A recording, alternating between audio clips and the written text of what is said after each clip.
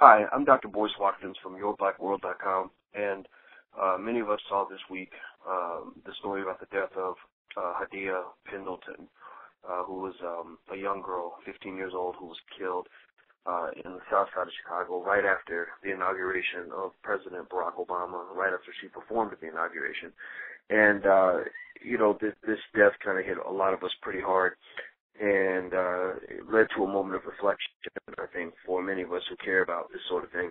So to talk about this issue, I wanted to bring in Yvette Carnell, editor-in-chief at Your Black World. How are you doing today, Yvette? Good. How about yourself? I'm doing real good, real good. I think both of us are feeling hurt by this young girl's death. It's just tragic. It's senseless. It's just something that just reminds us of this violence problem in Chicago, as well as many cities across America, not just Chicago. When you saw what happened to this young girl, Yvette, what went through your head? Well,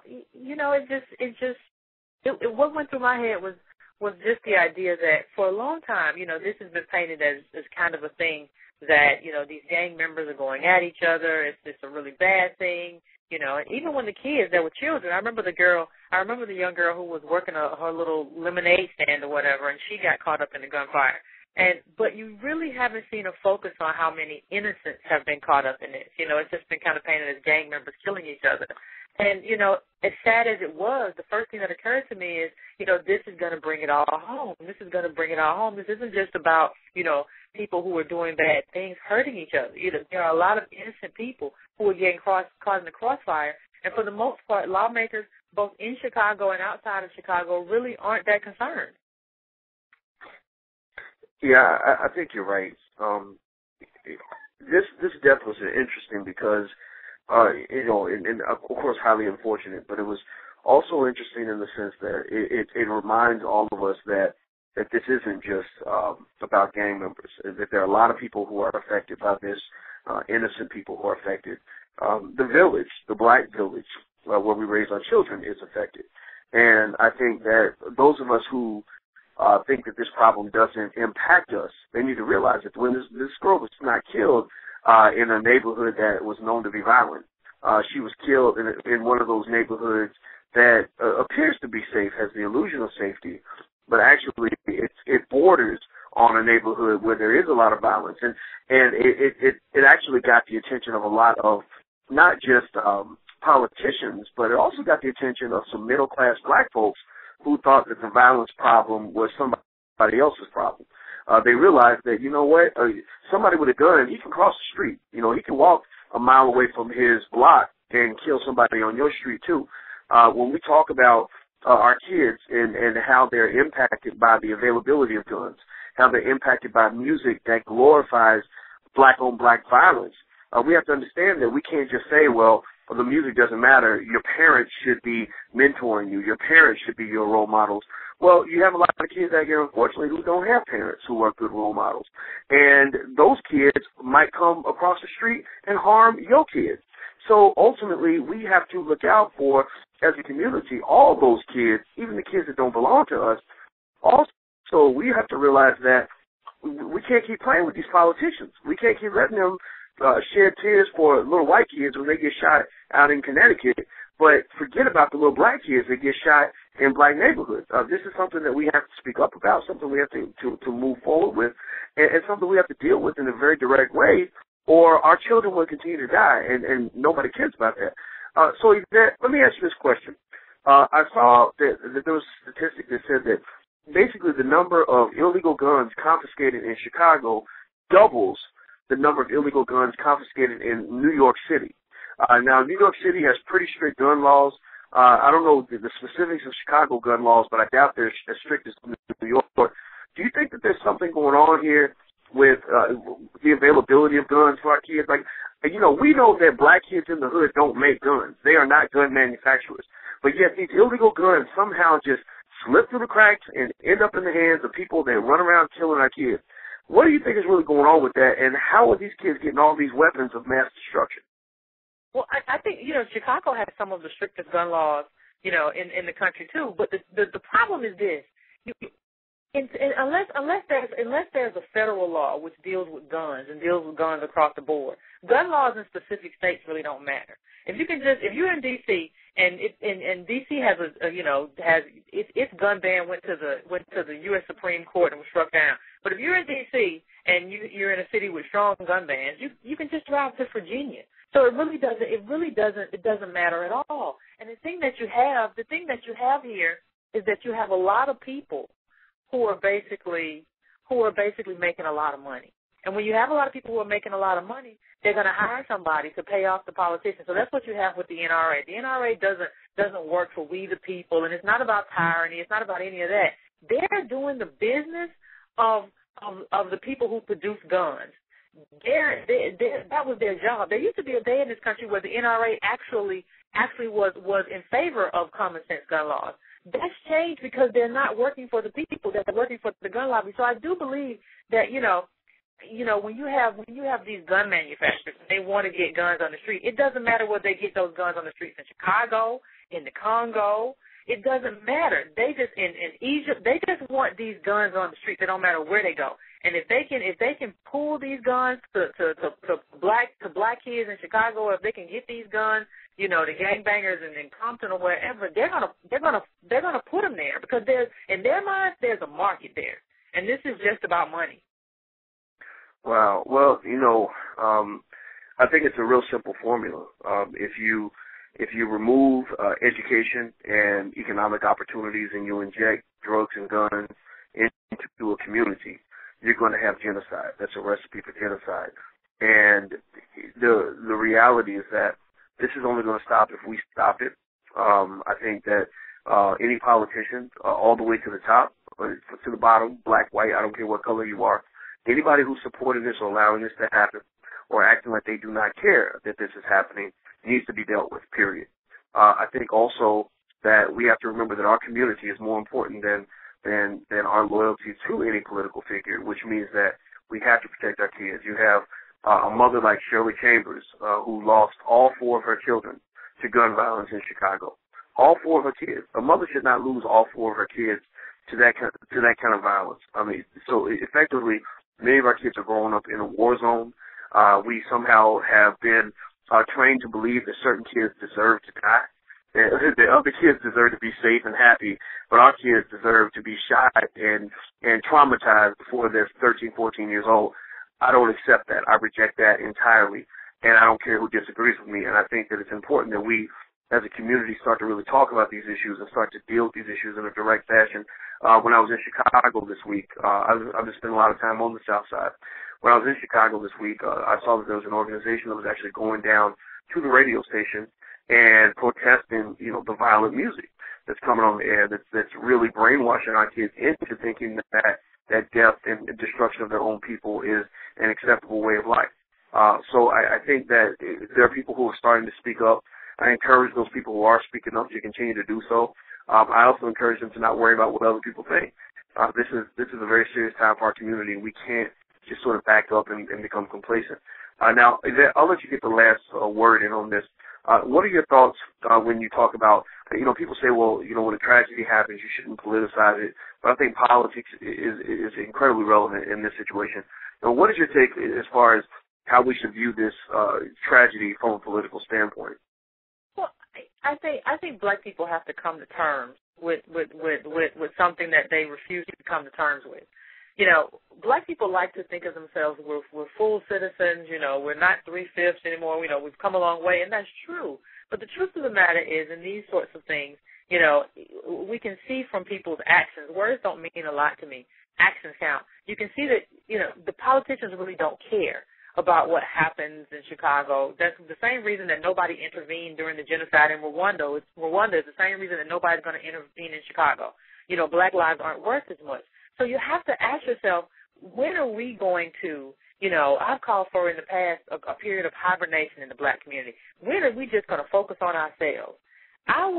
Right now, I do believe that, that some of us should make it our business to hold politicians accountable. But I think a lot of us have to really focus our energy on what we're doing wrong. You have to ask yourself, why are there so many more black boys who are out in the street, gang banging and shooting each other and stand by shooting people, bystanders and everything like that, as opposed to black men who are in the home. And I understand that government policies played a role in that in terms of welfare, and the guy can't be in the home, but you just have to ask yourself, what happened here? What happened here to the point where, what happens, and I don't even want to I'm trying to resist being cruel here, but you have to ask yourself, people in these communities, you have a lot of kids in poverty. What are we doing? Where are we going wrong? Instead of saying, hey, I have some choices here. I might want to get myself out of this situation before I decide to have 2, 3, or 4 kids. Why? I might want to consider marriage as an option. It's just so many things. I might want to consider, if I'm a guy, sticking around with my kids. If I'm a woman, I might want to consider celibacy for a while, or I might want to consider birth control. I mean, it's just so many things. When I look at black culture right now, when I look at the deterioration of the black family, when you look at it, we are a part of this problem as well. And I think we need to look at ourselves and say, where did we go wrong? All of this hip hop music is just about getting money and and having as much sex as you can. And you have to ask yourself, where did we mess up? Where did we go left? Well, I think that you're right. When I really think about this documentary I did with the History Channel last week about the war on drugs, I can't help but to really connect the left turn in the black community to the drug war, to the 1980s. I think that if you go to the 60s and to some extent in the 70s, you saw far more stable families. But you also saw better economic opportunities as well. And when I look at the 80s, I see a time where the drugs and the guns were allowed to enter into our communities. And we didn't do this now. The CIA allowed this to happen. That is documented. I'm not making this up. This is not a conspiracy theory. So the drugs and the guns arrived. The job opportunities disappeared. So you've got a situation where a chunk of the community gets addicted to drugs, so they're not adequate parents. A chunk of the community is threatened by violence related to the drug war. And then another chunk of the community is sent away to prison as a result of the drug war. So they literally got us from almost every single angle that you could destroy a community from. And it worked. If you look at the charts on incarceration, you will see that the incarceration rate started to increase during the Nixon administration and also during the 1970s. But in 86, when the Sentencing Reform Act came out, when they created a damn 100-to-1 disparity between crack and powder cocaine, the rate skyrocketed. I mean, went through the roof. And half of the drug-related incarcerations were related to marijuana. And so, and I never smoked marijuana. I don't even drink. But I don't think people should have their lives ruined over marijuana. I'm sorry. I also think that this 100-to-1 disparity, that is about the most draconian, the most racist, the most horrific thing you could ever do to a group of people. I think even 18-to-1. 18-to-1 means that if you were going to get a 5-year sentence for powder cocaine, you would get a 90-year sentence for crack cocaine. That's horrible. That's draconian. So even with the improvement, it's still not really an improvement. And what's even worse is that there are still people who are incarcerated for sentences that were given under the old 100-to-1 law. And I don't understand that. And I think that if we've got a president in the White House who claims to be black, remember he says white as he is black, and he was raised with white people, so he wasn't a part of our community in terms of dealing with some of these issues. He was raised in Hawaii. I'd love to have been raised in Hawaii by white people. I'm sure that's a wonderful existence. The fact of the matter is that this president, if he, in my opinion, if he wants to be remembered as an important part of black history, he has to use the power of the pardon to deal with some of this. He can pick up his ink pen and start pardoning people, form a committee on clemency and pardons, etc., so that you can start to deal with this horrible damage that has been done to your people over the last 30, 40 years. It's not as if we're asking for too much. It's not as if we're making this up. It's not as if we're being unreasonable. The fact is that this happened, and this is a big part of that devastation. And what has happened also, and I'm going to stop talking after I say this, is, Russell Simmons, as much as I disagree with Russell on so many things, he made a good point to me when we were talking for a while. He said that now what's happened is, and now, mind you, Russell can take some responsibility for profiting from this. I'm not going to let him off the hook on this. But one thing he did say is that this prison stuff is part of the culture. that basically now you have a time where going to prison has become cool. That being a baby's daddy is now cool. That, going around killing other black people is now cool. Sagging your pants is now cool. All of this comes from the fact that prison and incarceration has become a deep and insidious and toxic part of our community, and it's something that we simply cannot accept. So I think that we have to deal with this problem from the bottom up and the top down. That means that we have to train our kids and train our children, or kids or children are the same thing. We have to train our children to prepare for these obstacles that have been designed for their destruction. We also have to deal with the corporations and the institutions that benefit from our destruction. That means starting with those radio stations that are playing this toxic stuff on the air every day, that are teaching our kids to kill themselves. It means dealing with politicians who have been wired to believe that the black community does not matter. It means dealing with gun manufacturers and corporations that are profiting from delivering guns so we can shoot each other up. It means dealing with all of that. And I don't think anybody should be allowed to escape responsibility and accountability when it comes to our community. I just said a lot. I said a mouthful, Yvette. I'll let you get the last word, and then we can shut it down. Well, I do agree with you in terms of the crack disparity. For one, I agree. I think marijuana should be legal across the board. I don't even mean just legal for medical. I mean legal, period. It's not a dangerous drug. There's no research that supports that. It should be legal. So, I don't agree that anybody should be incarcerated because of marijuana. The reason they don't want marijuana is because they don't want marijuana or any type of other drug which does the job of pharmaceuticals. So, that's another financial thing. But in terms of the crack disparity, I'd just like to add that the Congressional Black Caucus played a role in that. And we shouldn't, while we're talking about, these other politicians, we shouldn't let our politicians off the hook. Part of the reason that we have this disparity in terms of crack cocaine is because that was the remedy that a lot of black politicians thought would take care of the crime in the black community back then. So, in a way, we shot ourselves in the foot, by having piss poor leadership. So that's just one point I think I want to make. And so for me, it's about us. It's about, a trap has been set. The trap is set. We're in America. This trap has always been here, and I'm always about, I love what Michelle Alexander and everyone else is doing about, showing you that this is a trap. This isn't some kind of thing to try to keep people safe. This is a trap. So what I'm about doing right now is trying to help black people, especially black young people, see this isn't a road to opportunity. It's a trap. And trying to help them understand how best to navigate themselves through that trap, how best to avoid that trap. And, making a commitment. Listen, I don't care what happens. I don't care if I'm hungry, whatever. I'm not selling crack because that's a trap. There's always got to be something else. There's always got to be another way, and we have to help them with that way. We can't just sit around and say, oh, do something else. Those black people who have made it into suburbia and wealthy neighborhoods and everything, you have to start looking back. You just can't say, hey, kid, whatever. So I think there's a lot of work to be done in our community, and I think I would like to begin there and basically begin a period of wealth creation, too, because our politics now is pay to play. And you don't get attention from politicians unless you have some money to put in their pockets. It's messed up that it's that way, but that's the way it is, and I think we have to do a better job of playing that game. Well, that's right. I agree with you.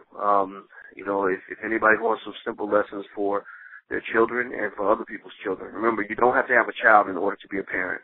Understand that that walking away from education, walking away from economic responsibility, engaging in illegal activity, or allowing yourself to overindulge in addictive substances like drugs and alcohol, those are great ways to end up in all these traps that are designed to put you in two places that are wired for black people. The prison or the morgue. Those are the two places that they have prepared for you from the day you're born, and we have to be intelligent to rise above all of that. So thank you very much, Yvette. I really appreciate your time. Thank you. And thank you all for checking us out at yourblackworld.com. And until we meet again, please stay strong, be blessed, and be educated. We are gone. Peace.